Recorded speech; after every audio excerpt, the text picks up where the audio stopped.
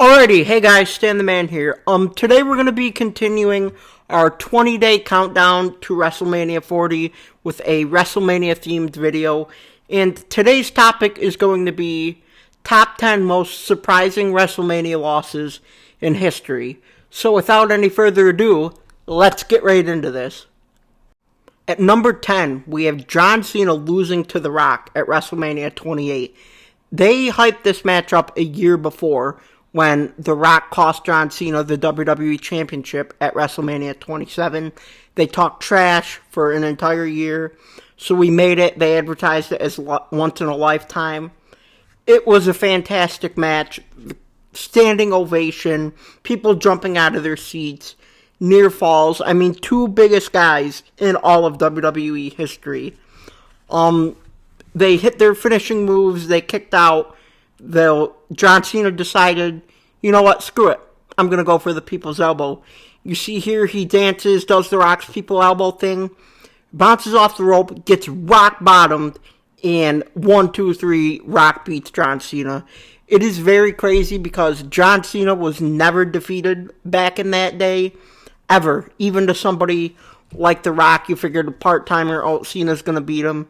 But Rock defeated him, and this picture of John Cena right here, devastated on the stage, that just tells you the whole story right there. At number 9, we have Brock Lesnar breaking Undertaker's undefeated streak at WrestleMania. This was absolutely incredible. The Undertaker streak has been going on for 21 years, so everyone figured, yep, just another victim he'll do. It was an okay match. Undertaker was looking decent at first, but then halfway through the match, The Undertaker got a concussion, and Brock Lesnar pretty much dominated him from there. We make it to the end of the match. You see right here, Brock Lesnar hits Undertaker with the third F5. Everyone's just sitting there, yep, whatever, he'll kick out of it. Brock Lesnar pins him. He doesn't kick out. Look at the look on Paul Heyman's face.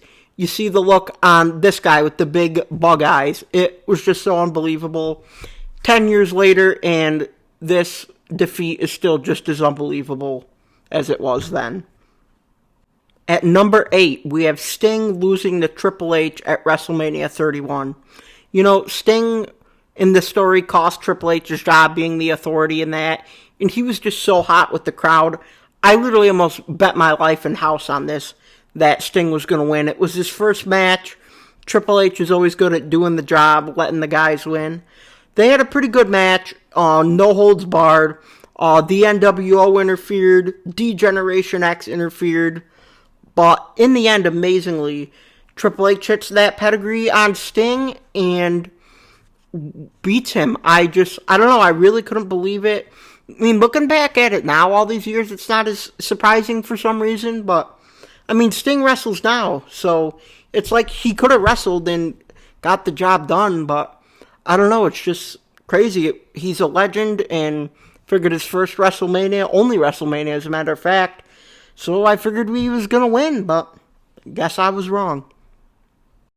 At number 7, we have Chris Jericho defeating Edge at WrestleMania 26. Now, Edge returned to the Royal Rumble in 2010 and won it and challenged Chris Jericho, so that in its own right made you think that Edge was going to win. But, you know, it was definitely an okay match, I thought. I mean, the two Canadian wrestlers having a good match with each other. But in the end, surprisingly, Chris Jericho won. It didn't really make any sense. But looking back at it now, Chris Jericho got cashed in on that Friday night on SmackDown. So, I mean, at least we didn't have to see that. But still, overall, I thought it was just a weird win, even all these years later. Next, we have The Miz defeating John Cena in the main event of WrestleMania 27. You ask me, this is still one of the worst WrestleManias of all time. It was just such a weird transition from 2010 to 2011 with all the talent that left. But despite that, Miz and Cena had a very long rivalry. Yes, The Miz did win because of the Rock interference. But it was still crazy that The Miz won, but it just showed they were pushing him that far. But it also made more sense to have The Rock cost John Cena the WWE Championship, because that is why they ended up facing the next year, or that was just a good way to set it up. But still, it was kind of weird that The Miz won, but at the same time, it is kind of understanding why. At number 5, we have Chris Jericho defeating AJ Styles at WrestleMania 32. Now, this kind of makes more sense. AJ made his debut at the Royal Rumble in 2016. Everyone loved him. I had no idea who he was, but even I loved him after the match. So they had 2 months to build for AJ to go against Chris Jericho at WrestleMania. I thought they did a pretty okay job with it. It was an amazing match, seeing stuff in the ring that I've never even knew existed. But, I mean, looking back at it, it kind of makes sense because if AJ was only there like 2 or 3 months, give or take, it doesn't really make sense for him to be able to win his debut match. But I think he definitely proved himself, and thankfully he's won matches at WrestleMania since then. But, I don't know, it was just his first WrestleMania match. I was just like, wow. I thought for sure he was going to win it, but oh well. At number 4, we have Cody Rhodes loses to Roman Reigns at WrestleMania 39. Now this is funny because we could all relate to this again because they're doing this match once again. But you know, Cody Rhodes won the Royal Rumble and he was the only guy that didn't face Roman Reigns that he already defeated.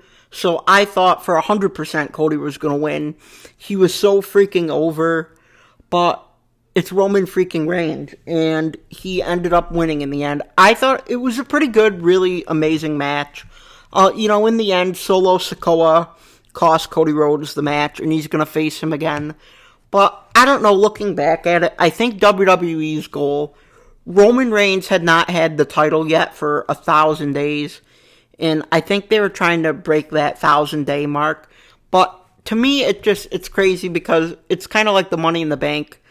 It's like Royal Rumble wins don't mean anything. Like, you're not guaranteed to win anymore like you used to be, but hopefully that will change this year. Next, we have Chris Jericho loses to Fandango at WrestleMania 29. Now, this is really sad looking back at this because the year before at WrestleMania, he was going against CM Punk for the WWE Championship, and then he ended up having to go against Fandango. Chris made his return later in that year, so I mean, maybe that's kind of why they just needed to put him against somebody, Fandango, that would actually make him a name a little bit. But funny enough, it didn't help Fandango whatsoever. I mean, it was a shocker, but I mean, a few months later, he wasn't even on frickin' TV. You know, I feel bad for Chris. I remember I heard he was even talking to The Undertaker, like, what does Vince think of me? Like, am I that bad where I have to do this? But I don't know. It was definitely one of the most shocking defeats in WrestleMania history, but unfortunately it didn't help either one of them. At number 2, we have Brock Lesnar and Roman Reigns lose to Seth Rollins at WrestleMania 31. Now, I'll explain this. Roman Reigns and Brock Lesnar were wrestling each other in the main event. Seth Rollins was the current Money in the Bank holder. But anyways, we'll get back to that. This was basically an onslaught. Brock Lesnar kicked Roman Reigns' ass. But this is when Roman Reigns was getting super pushed. So he just laughed and kept taking the punishment from Brock Lesnar. Near the end of the match, Brock Lesnar hits an F5. Him and Roman Reigns are laying in the mat. And I'll be honest, this is the first, I believe, like during a match actually going on, you could cash in the briefcase. I didn't know that was a thing until that year, apparently. It's pretty sick as hell looking back at it now. He's the only one in history to do that. But, dude, when I was like 14, I was so freaking devastated, but it's kind of cool looking back at it now. And at number 1, we have Floyd Money Mayweather defeats The Big Show at WrestleMania. Now, this was a really cool celeb moment. You see here Mayweather punching Big Show in the face, broke his nose at No Way Out to get this rivalry heated. You see here in this match, I mean, Mayweather really took it to town, but the pictures don't show justice. They're making Floyd look good. I mean, Big Show definitely did some shit to Floyd that he's never felt before. He had his security guys and all that, took some bumps for him. But in the end, Floyd, you see here, he hits him with a steel chair and punches him with the brass knuckles and that. Now, I mean, yeah, Floyd Floyd Mayweather, he's the most popular boxer, he's rich as shit, so, you know, kind of looking back at it when you're older, like, of course he won. It's Floyd Mayweather, they're trying to make him look good, but, I mean, still, realistically, if you think about it, I don't think Floyd Mayweather could beat the Big Show.